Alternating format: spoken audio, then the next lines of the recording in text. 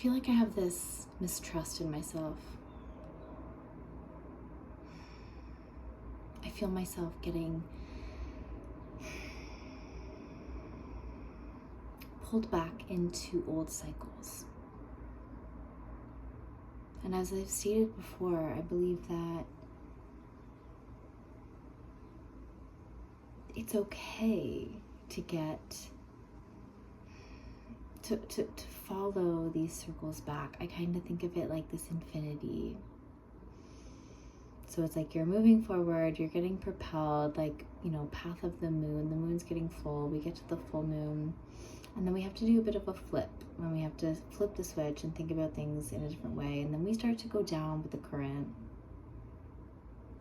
And then another point begins to like propel us forward, we get to the pinnacle, and then we have to switch it's like not even switching directions, but like we just have to allow the flow of energy to just kind of keep cycling its way. So like I've spoken before about the quality of time, and the quality of time sometimes can feel really, really fast. And then all of a sudden it begins to slow and change and shift. And then it like propels you forward once again.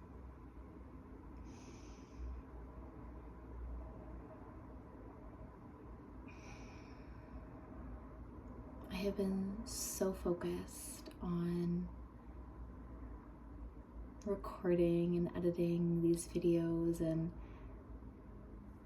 I've been so focused on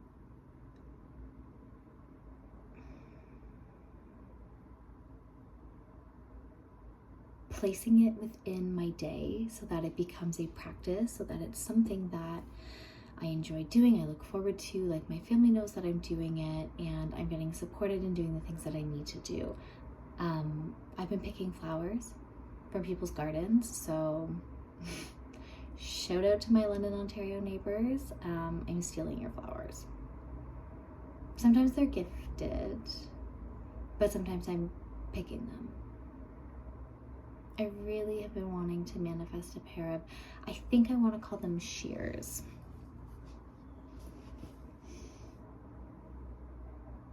But like I just go around, and whenever something calls to me, I bring it home. I bring it home.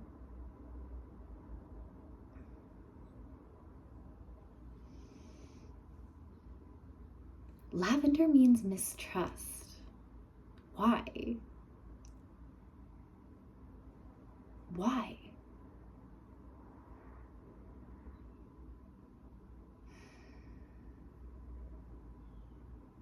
We use lavender for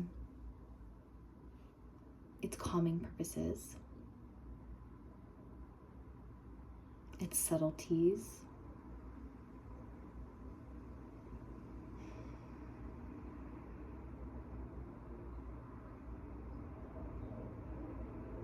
I believe it's like a histamine producing plant, or like an allergen producing plant. I remember the first time, I don't remember if I was in the lavender field of the flower farm or if it was just somewhere else, but I remember being around a lot of lavender and then all of a sudden sneezing a lot. And I never thought that I dealt with seasonal allergies until I was around more flowers. And so allergies are a weird thing, aren't they? I've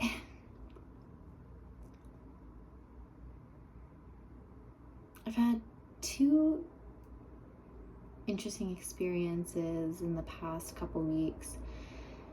And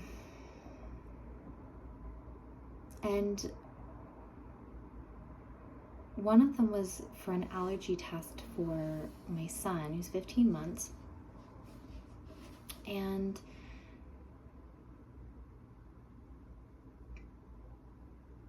we weren't sure what was causing some mild allergic reactions. And then we narrowed it down to peanut butter and red lentils. And I was like, red lentils? That seems like not a common allergen. And then I remembered that it's part of the legume family. And so are chickpeas. Jacob had been having a little bit of hummus. I had been eating hummus. I had been eating red lentils, and I kept trying to serve him red lentils. And then we realized he was getting, the rashes on his mouth, and then it was on his body as well. And then same with, he had some peanut butter in his mouth, and it caused redness. So we took him to an allergy clinic, and they did a test for, I didn't want anything else. We were like, it's red lentils and peanuts. And she's like, oh, legumes. And I was like, right, I totally forgot. That makes sense to me. I said, but I think it's like pretty like mild, but anyways. So what they did,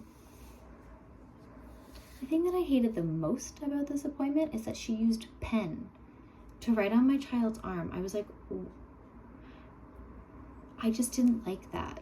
That actually like rubbed me the wrong way. I was like, number one, like she put in, so it was on one arm, the peanut or like the allergen. So she put a big, like a P in pen on this child's arm, and like unconfirmed, but like from like a natural human perspective, like ink in your skin, like I don't think it's not non-toxic, take that as you will. So on the one arm she puts a giant P, and then on the other arm she puts an H and a C. And I was like, what is that even? I was like, what's the H, what's the C? Like she didn't explain it. And then so she got 3 pokey things. So the peanut, she put a drop of peanut, I don't even know what it was, to be honest. It was like peanut oil, like it wasn't peanut butter.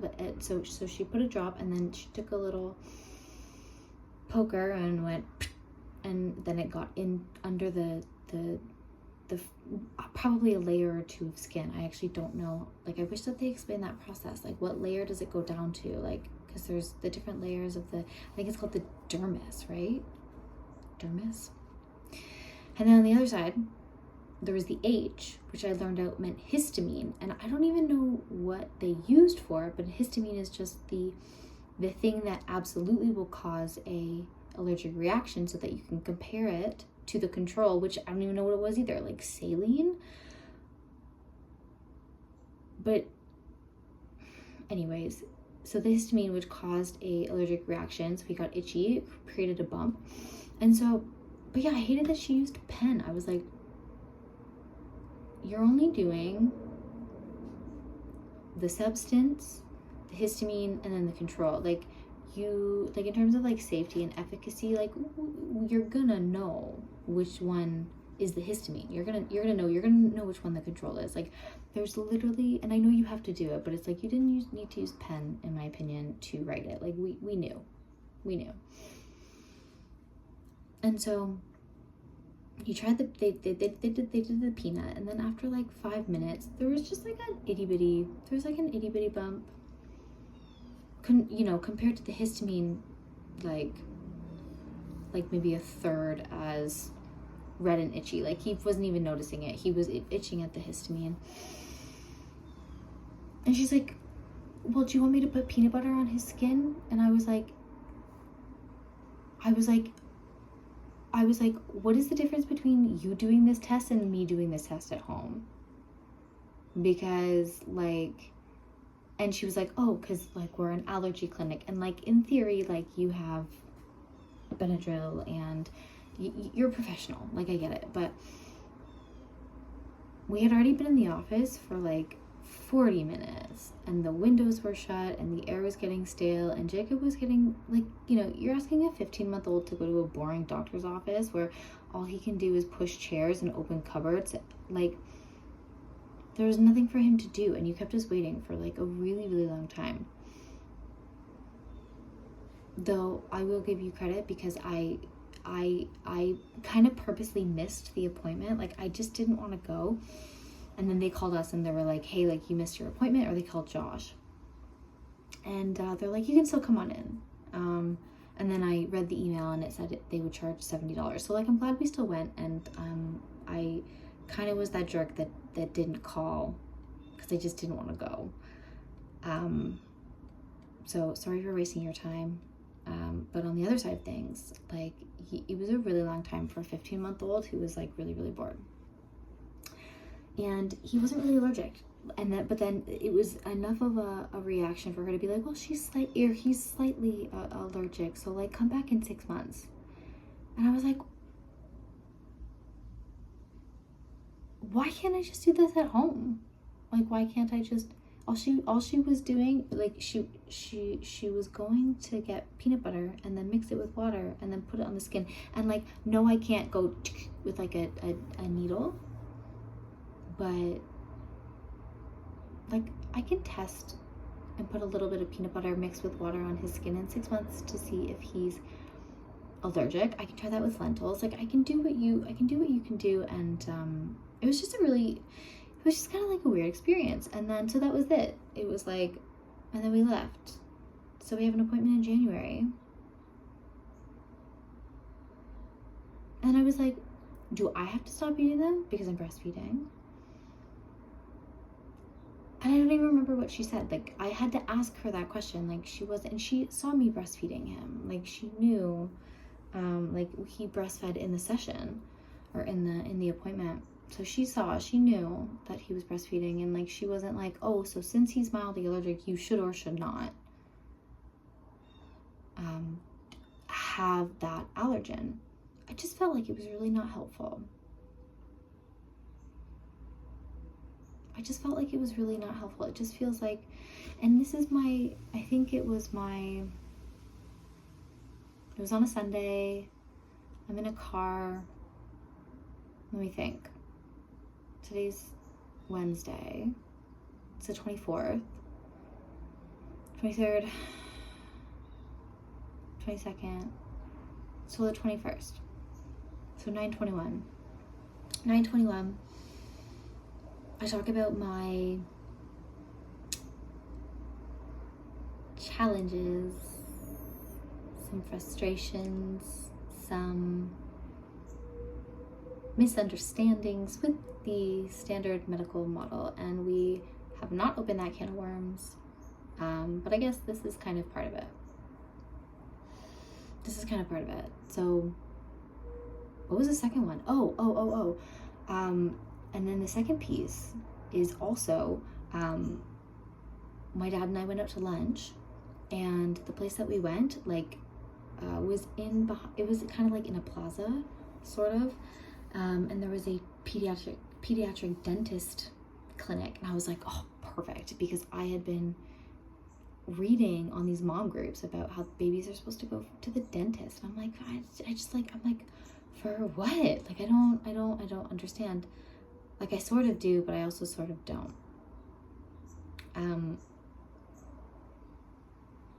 So I wanted to like educate myself and understand, like, okay, standard medical model, you want me to have, you want, this is what I learned.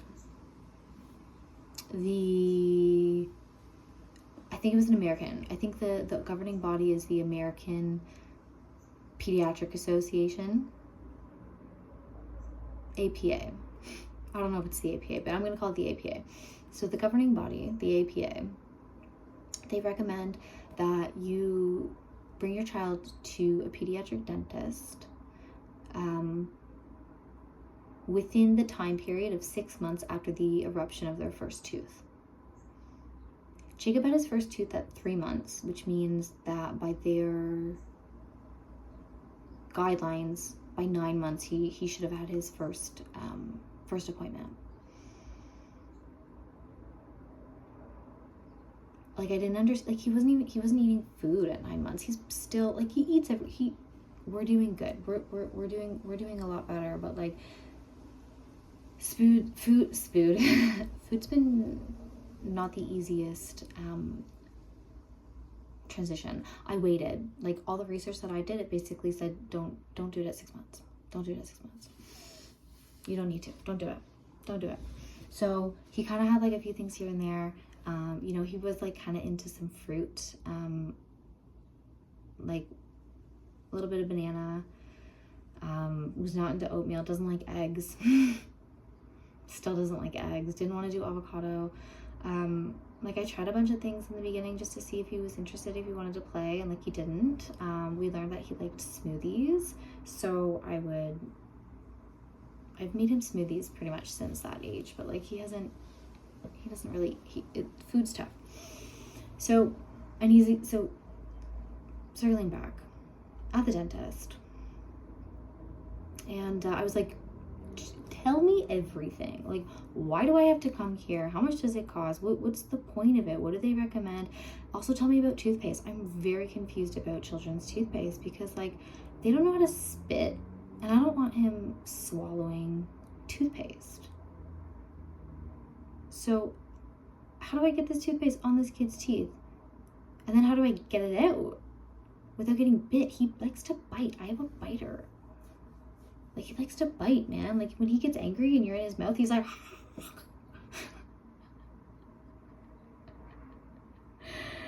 huh.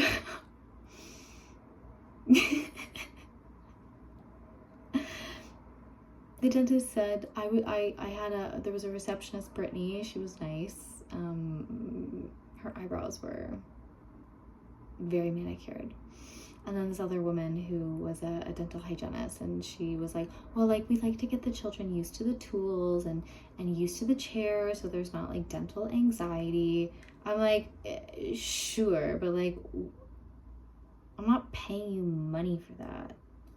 Like, that's not an activity that I'm gonna choose to do for just that fact. Like, what do you do? They mentioned scaling. I was like, what do you need to scale a baby's tooth? Like, what are they eating? Like, I eat donuts and cookies still, and ice cream, and I have some processed food.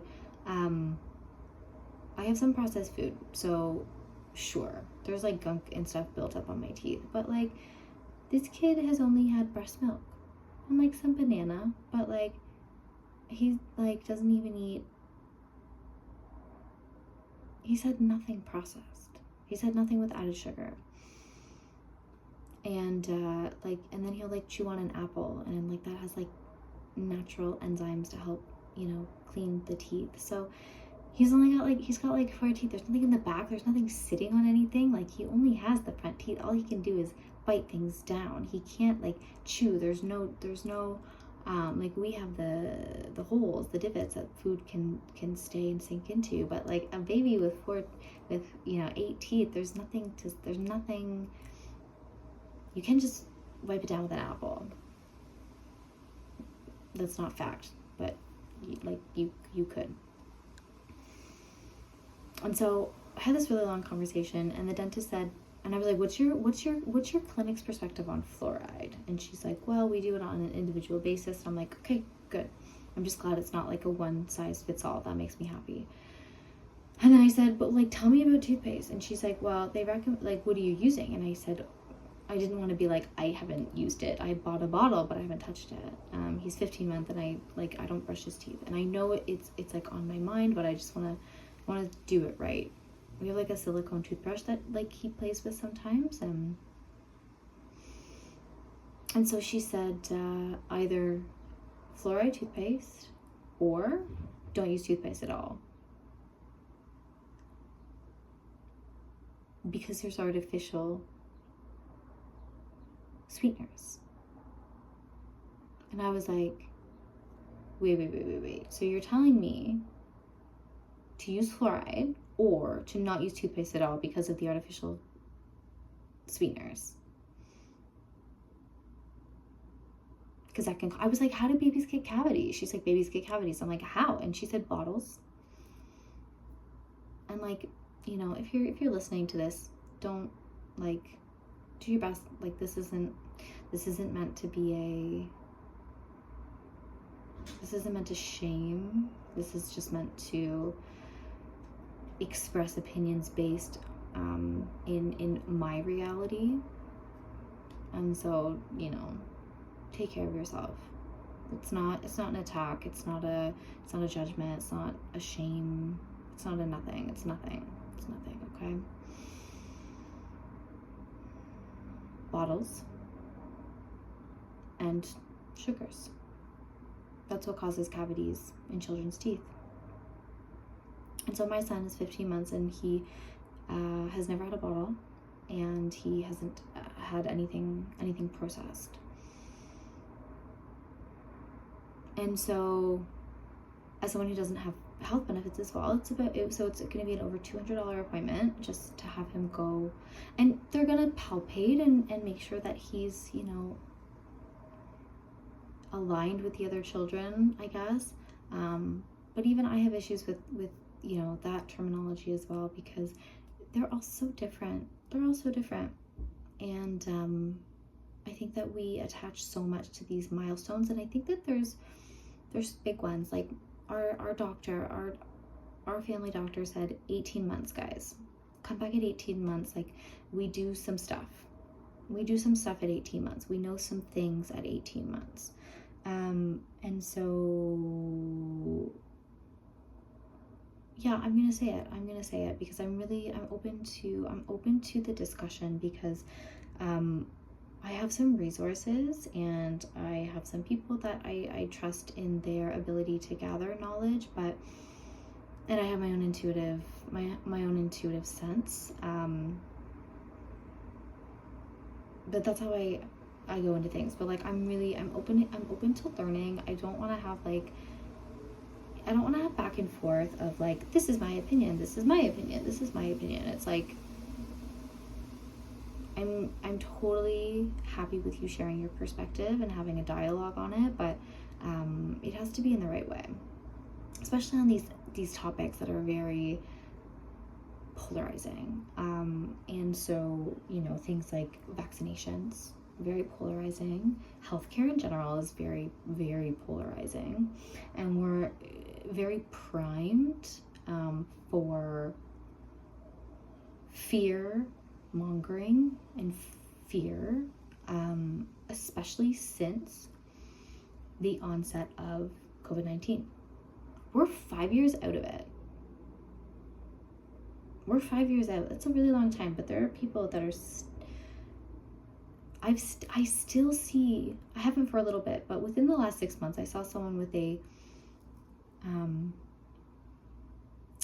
I think it said "End COVID-19" t-shirt, and I was like, oh.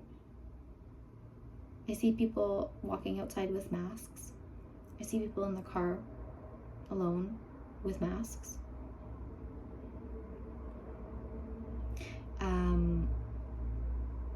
And so the prevalence of seeing that is higher than it was pre-world event. And so Jacob is 15 months. When I was pregnant, I did not take there's a sugar, I think it's, story for another day. We'll save that one. I got one vaccination while I was pregnant near the end that would then transfer through breast milk to him to protect him from something for the first 3 months of his life. So I got that. He had the vitamin K injection. I really wanted to do the drops, but I couldn't find them. There wasn't anywhere that had it. And the natural supplement system is completely under attack right now. And the governments are putting there's some stuff happening in that world. So we weren't able to get vitamin K in drop formula that we wanted to do. We decided to get the vitamin K. We decided to. But he has not had any of his additional vaccinations.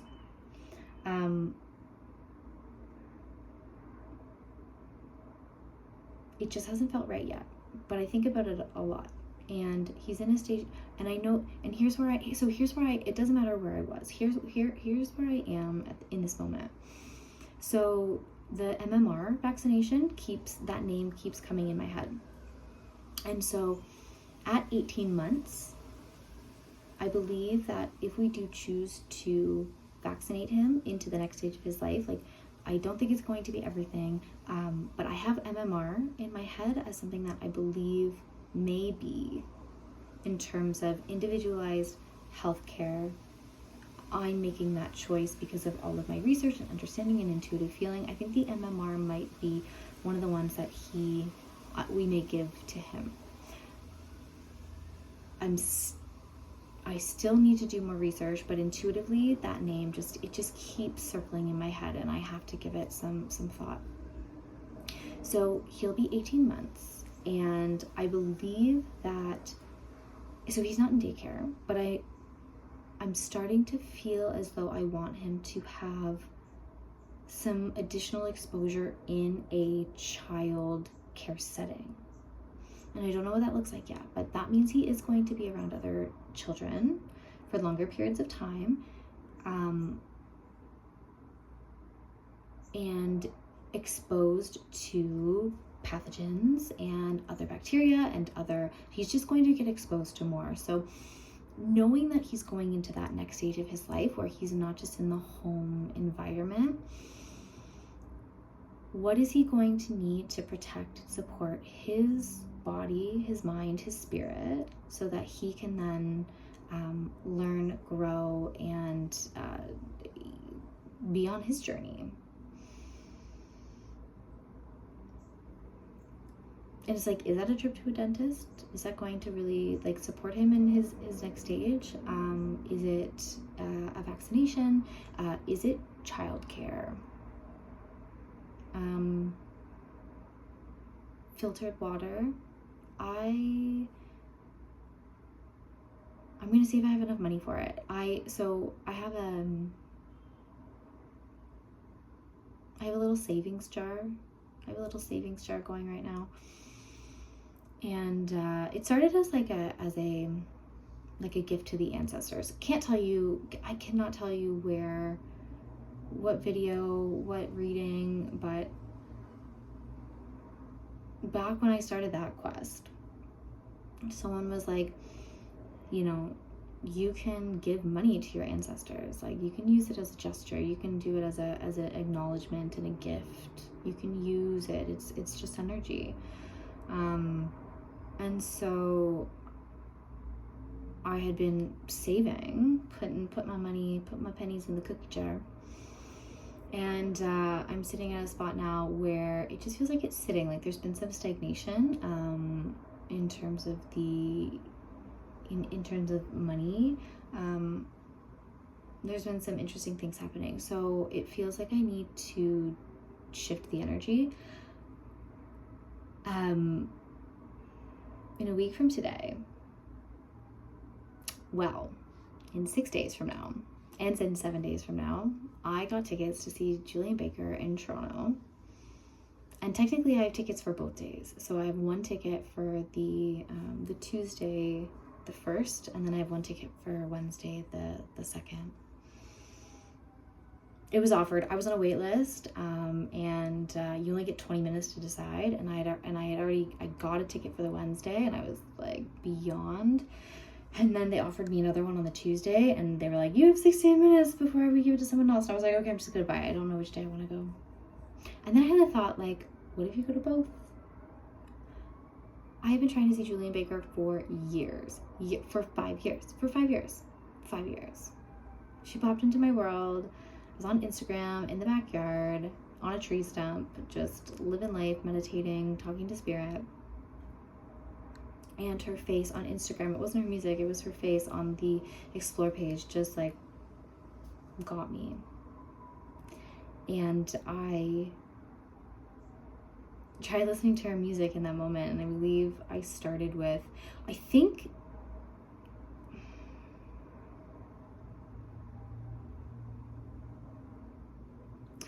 I started with Sprained Ankle.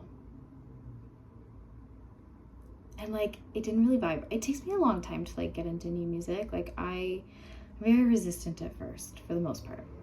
So I tried listening to Sprained Ankle and I was like, but like I just kind of connected. I was just like connecting with her face, you know, went through her Instagram and I was like, okay, I'm not really vibing with your music, but there's just like something about this human that is I'm just very attracted to.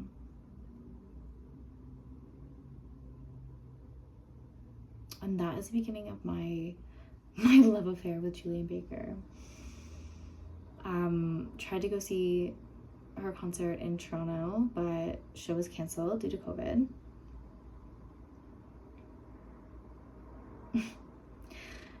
Then got tickets to the Wild Hearts tour. I was late to the show and I was standing and listened to, it was Sharon Van Halen and I keep forgetting, I don't remember the second person, but so we get there and I'm vibing, I'm like, this is so great. And then the second person came on, I was like, cool, like I don't know any of your music, but like this is great. And then I was like, okay, Julian's on. And I, like a path opened up to the stage and I was like, you know, like the bright light of God just being like, walk forward, like you're gonna be serenaded finally by Julian Baker. It's going to be a beautiful experience. And then a security guard was like, exits this way. I was like, what do you mean? What do you mean the exit's this way? What do you mean the exit's this way? And we had to leave. The show was over. She opened and I missed her. And you know, it was a beautiful day. And I was like, it just wasn't the time, you know, it just wasn't the time. That's okay. Went home. It was fine. And then fast forward to God, 2 years ago now. She went on tour with Boy Genius and they stopped in Toronto and they were playing their show on the summer solstice, June 21st, 2024. 2023. June 21st of 60323. And I was like, if I go to Toronto, I am going to deliver this baby on the solstice in a tent at a Boy Genius concert. Rockstar, right? Rockstar. But I ultimately decided not to. I was like, I just don't know if I want that to be my world. So I unfortunately said no to the opportunity of driving to Toronto. I ended up giving birth 5 days later at home. So timing happens whenever it does. And so here we are. 10:02 24 3333. I have tickets 2 nights in a row to see Julian Baker. And I had the thought of using that money to pay for accommodations in Toronto and train tickets to Toronto, and I wanted and I was just thinking and food in Toronto, and just taking that offering and just doing something rock star with it. Like for so long, like we've been living in this lock mentality of like, oh, we don't have enough money, like, oh, there's rent, oh, there's this, oh, we have to save our money so we can have first and last, so that, like, you know, there's just been a lot of stress around money. And I'm like, every day I'm like, I am abundant, I have everything that I need, money flows to me. Like, you know, I'm trying to ensure that my programming is positive, you know. It's like, and work with the subconscious and the unconscious, and not let it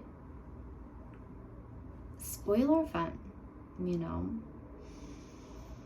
And so I'm thinking about doing that, but I'm also thinking about how I want filtered water in my life, like I just feel like it would make my life so much better. And like I just hate dealing with like the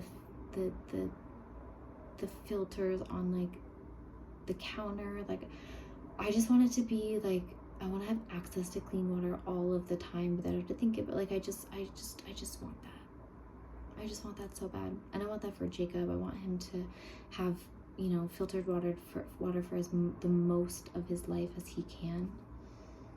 And I'm in control of that. I'm in control of that. I think that's part of the pressure of being a parent. It's like, in my opinion anyways, like I know that in terms of him having the healthiest upbringing in the world, him having access to the best quality of food, water, air, people, it's like that is so important. And I struggle with feeling like I am smothering him. I have a South Node in Cancer.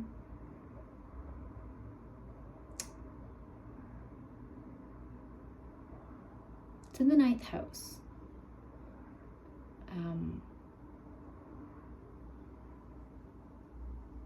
I've never looked at it from that way. I always kind of, because Cancer rules the 5th house, I believe. Correct me if I'm wrong.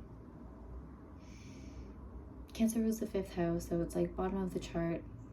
So 4 is like your foundation. 4 is like a foundational number. It's at the bottom of your chart. But then the 5, the 5th house is all about children and play and fun. And it's like we were talking about the turning point in the infinity. It's like, you know, I think, so that's is that an angular house? The 5th? Maybe. And Cancer is a cardinal water sign. So cardinals like begin things. So I kind of think of that like, I think of that as waves. Scorpio to me is like a deep pond.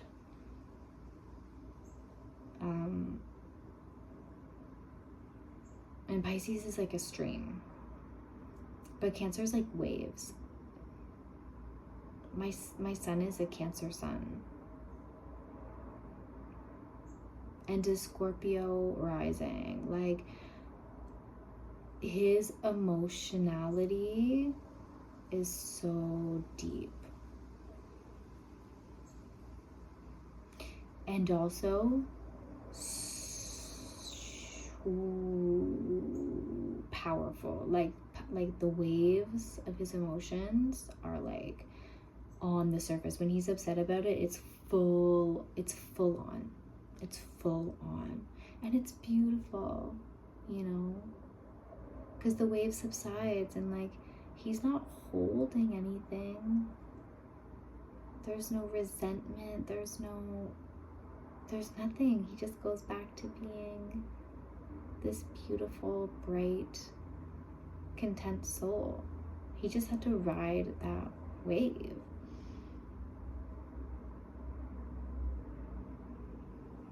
So beautiful to see.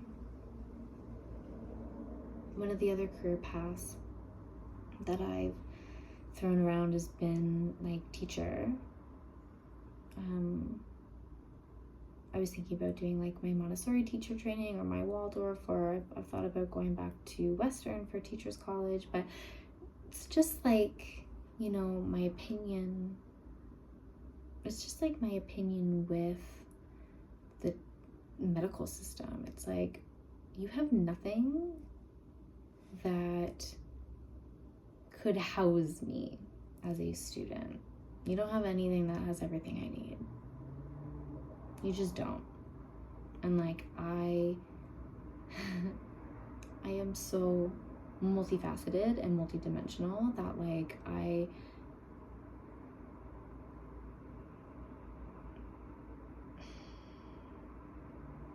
South Node in the 9th house, man. Like, books, long-term travel, religions, deep thought, like really, really deep thought. And I keep wanting education to be like a huge part of my life. But I'm just like, I struggle with the integration of it. My North Node is in the third house, Capricorn.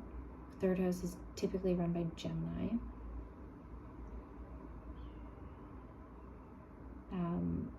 Community, short-term travel, neighbors, and siblings, neighbors, siblings.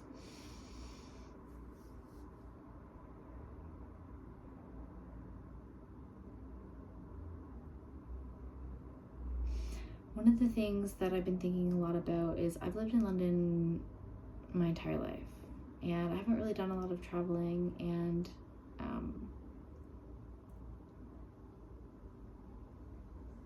and then there's the moving piece. Like I had, it's just so multifaceted, man. Like there's all these pieces of the puzzle that you're trying to bring into view so that you can see them, so you can try to like put them all together. It's a lot to navigate. It's the duality. Do I move? Do I stay? What are you giving up? What are you gaining if you move? What are you giving up? What are you gaining if you stay? What are you reinforcing, or what are you learning? What are you reinforcing? What are you learning? Like, no matter which way you go, it's like, is it stagnation or is it groundedness? Is it flightiness or is it adventurous? Like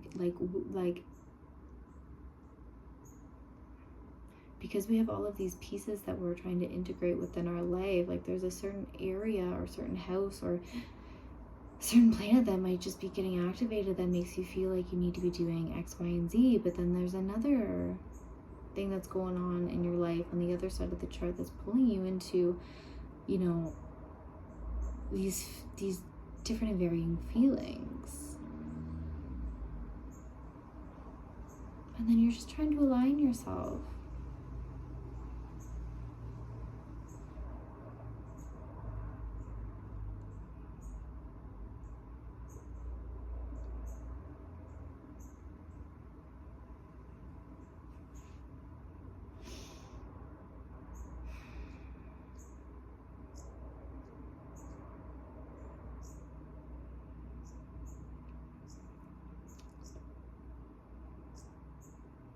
I'm so happy I'm gonna have all these to look back on, and I got a reminder from Sarah today in her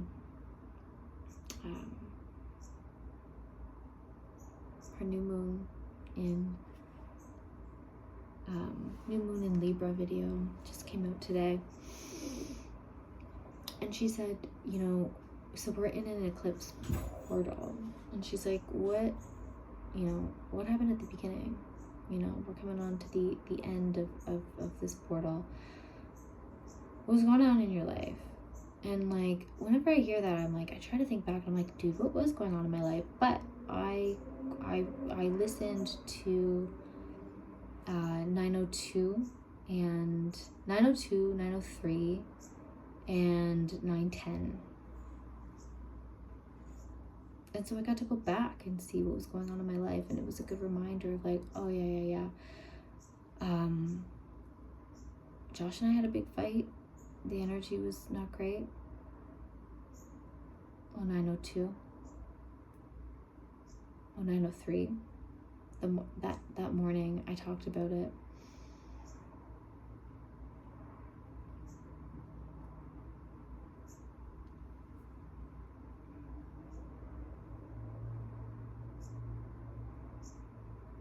That was the day that I pulled out the self-mastery cards, and we did the My Guiding Star, and for my relationship came up with knowledge.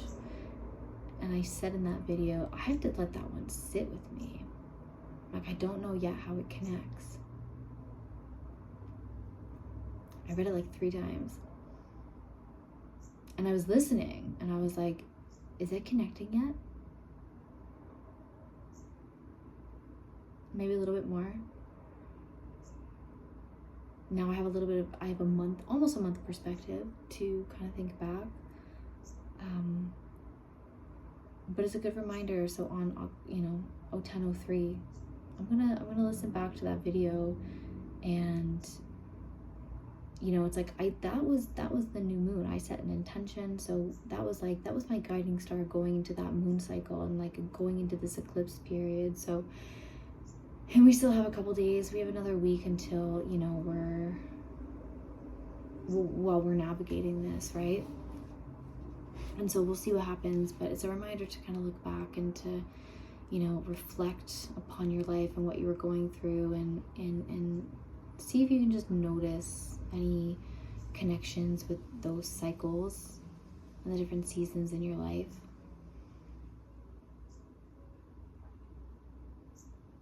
It's just so easy to get focused on the future. It's so easy to think about all the excitement and the new that you're going to do, but you hear history always repeats itself.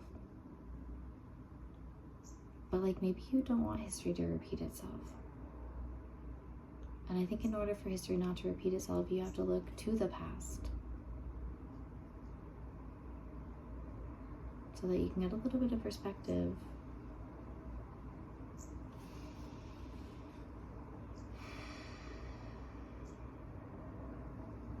And with that, my friends, happy day. 46, 44.